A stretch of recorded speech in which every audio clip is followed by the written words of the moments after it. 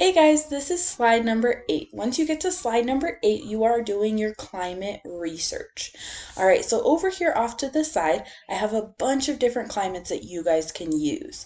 I gave you an example with the tundra. You cannot use my example. You have to use different examples, but there are plenty there for you to do.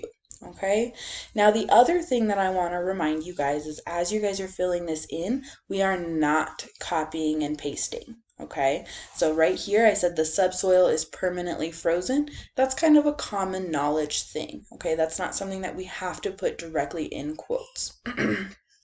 If you get some researchers' long paragraph about it, that needs to be in quotes. Okay, now this down here I put entirely in my own words. Okay, the tundra is very well known for being cold, but with a dry climate that hosts many well-known animals such as polar bears. Those are my words. You should not use somebody else's words for this part down here especially. Okay? All right.